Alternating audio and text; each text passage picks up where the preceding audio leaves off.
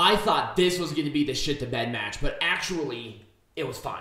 It was, yeah, it was fine. It wasn't great. It was fine. It was fine. Goldberg, Bobby Lashley in a no-holds-barred, false count anywhere So match. that actually helped because obviously Goldberg can't do shit. And they told a really good story leading up to this. It was okay. It was a very basic. Some very basic stuff. Well, sometimes basic. Sometimes no, the simpler you go, the better it is. No, it's so rehashed and it's so stupid. It's they like haven't done it in a while. They have. They do it all the fucking time. I'm trying to give them the benefit of the doubt. Come on. Oh my god, it's my job to eviscerate the storylines leading up to this. This storyline was so boring. They did nothing to make me care about Goldberg's son. That's true. I mean, he hasn't shown up on TV. They didn't do, like, an interview with him. Right. Why didn't they do something with him? Right. Why didn't they, bump it up? Why didn't they do it, like, with Cedric Alexander and Shelton Benjamin, like, going to, like, Goldberg's house or something? Or like go into Goldberg's son's school or whatever. Right, that'd be cool. Try to intimidate. I really wish they did a little bit more with the Hurt Business being involved, like them all beating up Goldberg and then Goldberg rising to the occasion like Phoenix. That would have been a great spot. But no, they just get eliminated immediately, look like a bunch of dorks. Yeah, and that's it. And Bobby Lashley got speared off of the platform through a couple of tables. I actually liked that spot a lot. It looked really good. It was okay. And Goldberg won. There we go. And it was fine. I hope to God that this is it. Yes, I hope so. If they continue with this, they're over-egging the pudding, which we will talk about quite a bit. Yes, because I feel like they will. I feel like they will. All right. Peanut Gallery, let's make this shit majestic again. Oh my god. All right. So with the Roman Reigns... We just talked about this. I kind of have an idea. Paul Heyman makes a rivalry. Let's just keep doing whatever that is. I wouldn't have had the Usos interference. I would have just done something batshit like that. And without the Uso interference, it felt unnecessary. Oh, the Usos interfere. I forgot. I forgot that the Usos interfered. Yeah, they had the double super kick, and then that, I'm like, I feel like it would have been a little more impactful if the Usos were not involved. Yeah. Just personally speaking. Yep. So we really talked extensively about this. We really broke this down. I don't think I could have booked the match actually in the ring better than they did. Just the winner difference. That's literally about it. Put it on a SmackDown person, please. Right. two people on Raw, going for the SmackDown Women's Champion. Again, I would have had a story different. The match itself was good. I wouldn't have done anything differently. Maybe a little, Drew McIntyre aggression heel. That would have been kind of neat. Yeah, maybe so. Showing some of those tendencies. Right. Let's start maybe sprinkling in some Uzi turning heel soon, or because there are rumors going around that some superstars will be making some switches. Yep, and I think Drew McIntyre might be one of those guys that might do something like that. Right. And I feel like this would have been a great match to maybe integrate. How do people feel about maybe a Drew McIntyre heel turn? And I think that would have really added to the match. Because it's babyface. It's hard to really get into it. Right, it is. So that's just kind of what I would have done with it. But, overall it was fine. Yeah. I couldn't have booked this better. No, it was very well booked. It was very well booked. Yeah. WWE, wow. WWE actually booking something. Wow. That's weird as shit. I think we broke this down very adequately. We did, especially with that. Here's my thing, because I believe it just needed a few more elements to really make it a grudge match, right? And then maybe with the Hurt Business getting involved, I would have done that just a little bit differently. But other than that, I think we really broke this down really well to make this shit majestic. Oh yeah. And honestly, give this like another month and it would have been really good. Right. Well, they did, but they had Goldberg. All right. Well, this was pretty boring. It was very uninspiring match. It was a very uninspiring tournament just in general. Right. Where was the specialty? Where was the emphasis on being the first Queen's crown? Right. Unfortunately, here's the thing with Crown Jewel. They do this all the fucking time. Right. And they did it with the What was that championship belt that Braun Strowman won? Oh, the greatest Royal Rumble thing, and then Braun Strowman was gonna hold this belt and defend it at these shows, which would have been great. And we're like, wow, they actually have a belt. There's been money put into this. The belt looked cool, and it would have been really, really neat, but they didn't. And with the Queen's Crown, I hate saying this, but I feel like it's going to be the same exact thing. Yep, it's going to go the same path as the Turawick Trophy. Yep. The greatest Royal Rumble bullshit that they had. Or the best in the world trophy. Yeah, the best tag team in the world trophy. Like, all of that. None of that is going to exist. The Queen's Crown is just another one of those. It's going to be another novelty. I don't want that to happen. If they really wanted to do this, push Zelina Vega to the moon and have her go for the title and make it look important. Make it seem like it's important. Obviously, that's what King of the Ring. But that's what made King of the Ring important. Right, was that the winner got the world title opportunity, or they were pushed to the main event scene and they stayed there with Mabel, with Owen Hart, with Bret Hart, with all of these guys, with King Booker, with Steve Austin. Yeah, exactly.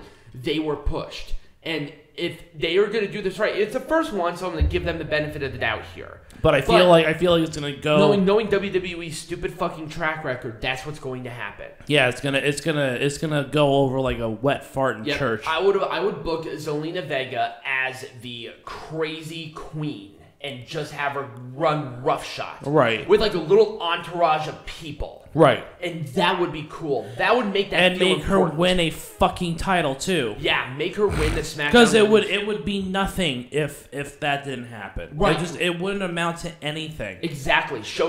Give Zelina Vega that opportunity to show that fire, to show that intensity that we know that she can have. Right. And she could pull this off, and it would make this feel important. I mean, you got a spicy Latina here. Let's just like make it like, And here's the tournament thing, and I think we're really emphasizing this because King of the Ring they've already done well. But the Queen's Crown, the qualifying matches were like 3 minutes long. Yes, and it didn't really give me a lot of inspiration. As it relates to a tournament, it's not it's not from beginning to end. The beginning is when you win it. Right. Then you go on from there. Right. It's not the ending. That's the beginning of it. Right. So as long as they book Zelina to be this big-time, rough-shot main eventer, crazy with power, like they did with William Regal when he won King of the Ring, that made that feel important. Right. They have to do something like that with her. Yeah. Like, have her win these titles, win these opportunities, give her that platform to make that statement. And then it will feel important. Like, oh shit, who's going to be in Queen's Crown again? Right. That's what you want. Right. But I just feel like I just don't think that's going to happen. Have fucking RK Bro wrestle somebody else, please. Yes, that's kind of the idea. The AJ Styles Omos thing is done. Like, that act is over. Let them go their separate ways. I don't think that Omos does not need AJ Styles at this point. No. I just don't think he does. I don't think he does either. Unless AJ Styles is going to go for like the United States champion or something, or even the WWE champion now, that would be fine. Yeah. And at least there would be something have AJ Styles bring on a new person under his wing. He seems to be doing well with bringing up new stars. Right. Being in a tag team like this. I think it makes sense for him. And I think Omos is at that point now where he's just like, all right, let me fly. Right. Have him enter into a feud alone. Right. Or, like I said, WWE champion, have Omos being that, that wild card like they used to instead of just winning the tag team titles. I don't think he needs to be a wild card anymore. What would you do with RK Bro?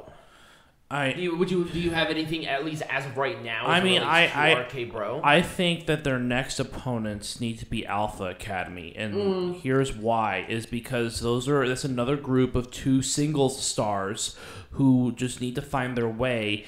They don't even have to win the tag team championships, but at least give them enough exposure and TV time so that when Alpha Academy does go their separate ways, at least they're off to the races. Actually, no, I like that idea, but they were winning matches on SmackDown. Have them continue to win big, and see, but again, have them go for the tag team champions. They don't have to win the tag team champions, but then split them apart because they're single stars through and through. Right. I think that they wanted to do the same thing with Montez Ford and Angelo Dawkins. Eventually, they are going to break that tag team up. There has been talks about this. They're on Raw. Why don't you have them go for the tag team titles? They don't have to win the tag team champions, but allow them a platform to showcase their skills against veterans, and then you split them apart. Exactly. That's kind of the trajectory it has to go. Right.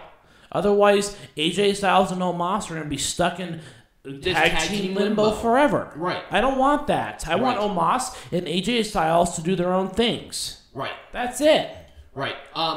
This has to be done. I would I would give Mansoor a little more of some higher end rivalries. Unfortunately, it's not. It's not going to happen. These two are going to continue to feud, and they're continuing to do some bullshit with them. And it sucks because Mansoor showed great fire. Mustafa's good. I think he's out the door though. I think he's out to lunch. I think he's done. And Mansoor, he'll be there for a while. There's definitely something with him. He'll probably be at least a good mid-carder guy. But yeah, Mustafa Ali, he's been screwed over by this company a lot. Yeah, he has to be done, man. I would totally be done. Yeah. And we really talked about this one quite a bit. I would do Rollins with a different program. I would do Edge Big E. That's what I would go for now because he just won this huge high-profile rivalry. Right. And at this point, these two have to be separate again. Because if they continue to have these matches, what else can they do after Hell in a Cell? Right. That's boom, rivalry done kind of match. Right. And then what I'm thinking, too, is maybe at some point in time down the road, have Rollins and Edge team up as a tag team. Right, like what they did with Rated RKO. Yeah, exactly. That'd be really cool. Have them a heel tag team or something. Exactly. That'd be sweet. That'd be great. Anyways, that's kind of what we got for Crown Jewel. When we come back, though, we're going to discuss briefly the G1. We didn't watch the finals or anything. I watched the final match. Oh, you did? Okay. I only watched the final match, and I watched matches interchangeably. Yeah, but let's talk about it for a little bit before we move on to the main events, so to speak. And we'll be right back. Yes.